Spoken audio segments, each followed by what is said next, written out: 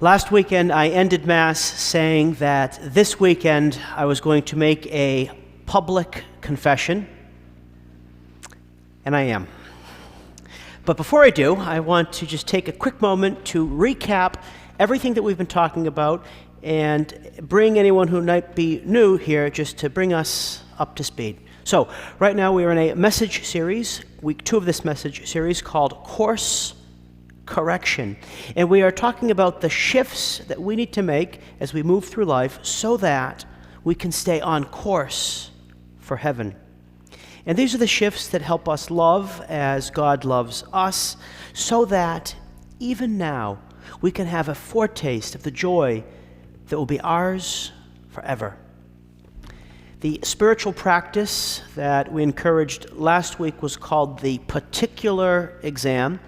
And the particular exam is a short practice that helps us overcome a personal vice that takes us off course or help us attain a virtue that we lack. To help you practice the particular exam, we gave out these half-sheet guides last week. If you didn't get one or would like another, they are in the back of the church by the doors, so take one as you leave. Our parish mission is to help people along the path to a better life through Jesus Christ. This might seem naive, but it's true. Jesus Christ is really the solution to all of life's problems. It might seem naive, but it's true. Jesus Christ is the solution to all of life's problems. As we heard in the second reading, in this way, the love of God was revealed to us. God sent his Son into the world so that we might have life through him. The path to life is not found in politics, social media, or really any of the things that people turn to as substitutes for God: power, money, honor, pleasure. The things that can take us off course. Our lasting happiness, our lasting joy, our lasting peace, and our lasting fulfillment can only be found in God. And the things that seek to take God's rightful place in our hearts are always going to crop up, so that means that our conversion is not simply once and done, but ongoing. And the reason for this is God continually calls us closer to himself. That's why in ways big or in ways small, we are always going to need to make course corrections. Okay, I guess I've been putting it off long enough. My public confession. Maybe it's a small thing, so I hope it doesn't make you think less of me. I think it's something that some of you might really like, but I know that it's something that is not universally held. Okay, here it is. I like country music.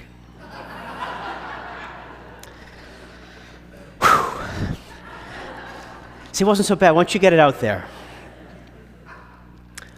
Luke Combs, Chris Stapleton, and even that new country song by Beyonce.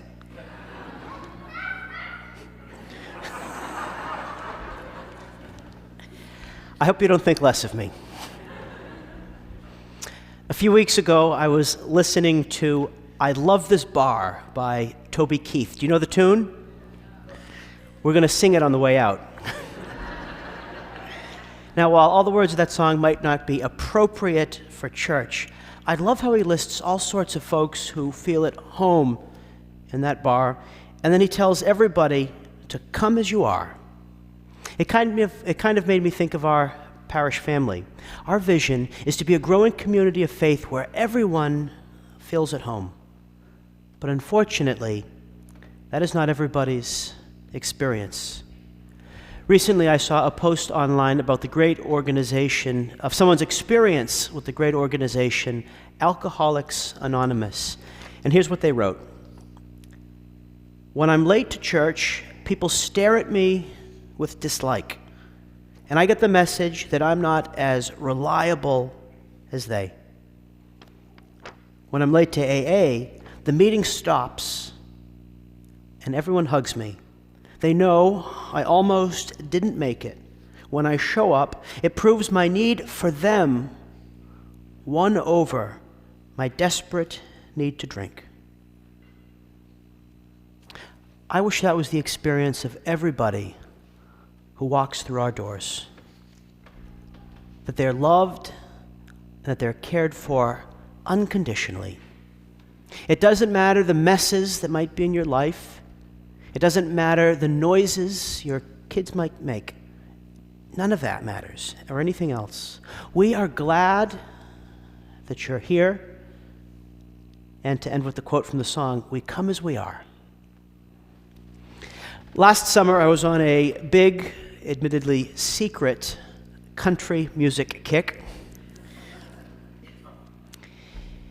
And I noticed that I was starting to feel sad and lonely. Because you know country music. A lot of it's about dogs who have died, girls who have dumped you, and the other laments of cowboy and country life. And then once I realized that I was feeling bad about things that aren't even a part of my life, I thought of something that a mentor of mine, Father Ron Lawson, once shared with me. Now, before Father Ron died, he became homebound, and during this season of his life, he noticed that he was having feelings of agitation, anger, and angst, things that were not ordinarily a part of his life. And then it occurred to him that since he'd become homebound, he was spending much of his day flipping between different cable news channels, and then he was hearing a constant barrage of bad news, doom, and gloom. So when Lent came around, he said that he knew he had to do something about it. And so for Lent, he said he was going to give up all cable news. And then in its place, he said as a penance, he was only going to watch Catholic programming on EWTN or Catholic TV. And then here's what he said. He said, very quickly after this happened, he felt hopeful and cheerful again, and he realized that he didn't need to be constantly connected to cable news.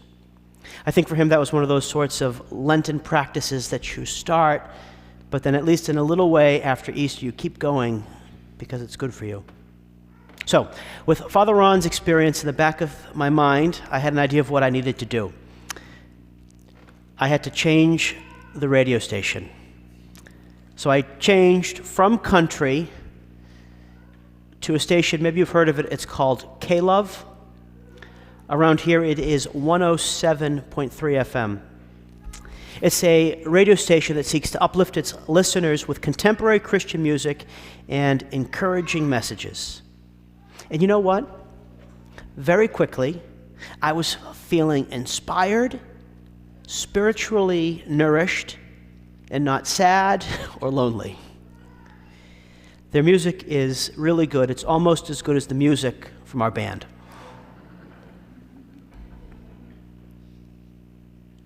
It's a fundamental truth that we are greatly impacted by the things of our environment. And when things feel like they're off, that's often an indication that we need to make a course correction. And sometimes the shift is simply being aware of how the things that we consume affect us. And then having a little less of what pulls us down and a little more of what lifts us up. At the beginning of our gospel today, Jesus says, "Remain in my love." The things that pull us down take us away from God's love, while the things that lift us up position us to remain in His love more firmly. And when we are firmly established in His love, we can then heed what Jesus says at the end of the gospel.